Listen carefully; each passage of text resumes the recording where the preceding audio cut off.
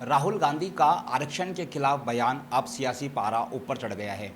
राजस्थान भाजपा इसका करारा विरोध कर रही है। हमारे साथ जितेंद्र गोटवाल जी हैं। सर, किस तरह से इस बयान को देखते हैं और किस तरह से विरोध करने वाले हैं?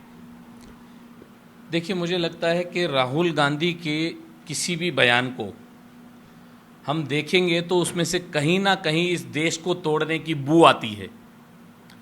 जब भी किसी देश में राहुल गांधी जाकर कोई बयान देते हैं तो उनका पहला शब्द हमारे देश की निंदा करने का होता है। और इस बार तो हद तब हो गई, तब उन्होंने धर्म का विभाजन करने का प्रयास किया और धर्म का विभाजन करने के साथ भाषा से भाषा का विभाजन करना प्रयास किया। धर्म से धर्म में भेदभाव, भाषा से भाषा में भेदभाव, मुझे लगता है ये कहीं ना कहीं उनकी मानसिकता को दर्शाता है। जब कभी भी कांग्रेस के नेता अपना वक्तव्य जारी करते हैं तो घड़ियालू आंसू बहाते हुए आरक्षित वर्ग के लोगों का वोट बटोरने के लिए वो चुनाव में आरक्षण के पक्ष की बात करते हैं, लेकिन चुनाव निकलते ही आज भी जैसे उन्होंने बयान दिया कि आरक्षण समाप्त हो जाना चाहिए। कांग्रेस सदैव आरक्षण विरोधी रही है। कांग्रेस सदैव SC, ST, OBC सभी वर्गों को आरक्षण का लाभ न मिले इसके पक्ष में रही है। लेकिन माननीय प्रधानमंत्री जी ने बहुत स्पष्ट रूप से कहा है, ना तो आरक्षण को छेड़ेंगे और ना छेड़ने देंगे।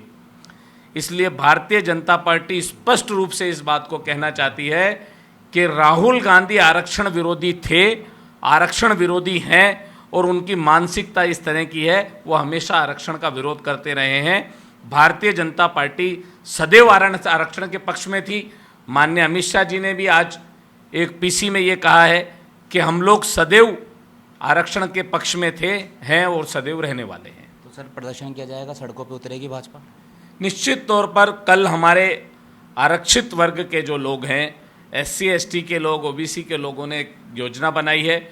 राहुल गांधी का पुतला फूकेंगे, इनका झूठा चेहरा जनता के सामने लाने का प्रयास करेंगे और सभी जिला हेडक्वार्टर पर राहुल गांधी का कल पुतला दहन करके हम लोग विरोध प्रकट करेंगे। कांग्रेस तो कहती है कि हम ST, SC के पक्ष में हैं हमेशा, और वो उसी दौरान राहुल गांधी का इस तरह का बयान आता है। देखिए, मेरा दुर्भाग्य है ये, मैं विशेष तौर पर मेरे लिए कह रहा हूँ, ये पार्टी का वक्तव्य नहीं है कि हमारे लोग इन लोगों का चेहरा नहीं पढ़ पाते, क्योंकि मैं भी दलित वर्ग से आता हूँ और हमेशा चुनाव में इनके बहकावे में आकर कुछ गलत निर्णय ये लोग ले लेते हैं। लेकिन कांग्रेस सदैव आरक्षण विरोधी रही है, ये बात मैं पहले भी कहता आया हूँ। और राहुल गांधी जो इनके सबसे बड़े नेता हैं, उन्होंने भी अपने वक्तव्य में इस बात को कहकर ये साबित कर दिया। इसके अलावा सवाल है सर, PM नरेंद्र मोदी जी का बर्थडे आ रहा है, तो किस तरह से भाजपा इसको बनाएगी? देखिए, माननीय मोदी जी का सदैव ये रहा है कि मेरे जन्मदिन को जनता की सेवा के रूप में बनाएं। इसलिए हम लोग सेवा पाक्षिक पखवाड़ा बना रहे हैं और उसके अंदर हॉस्पिटल्स की सफाई, मंदिरों की सफाई, बावड़ियों की सफाई और माननीय प्रधानमंत्री जी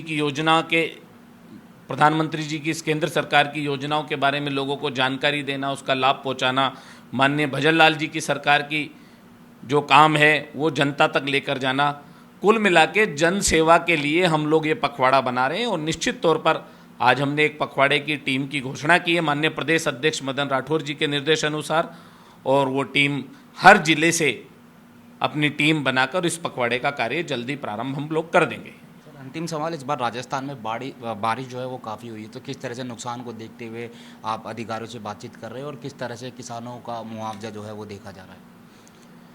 माननीय मुख्यमंत्री जी ने सभी अधिकारियों को निर्देश जारी किया है, गिरदावरी करें, कहाँ पर कितना नुकसान है उसकी जानकारी दें सरकार को, और उसके बाद निश्चित तौर पे किसानों के हित की सरकार है, किसानों की सरकार है ये।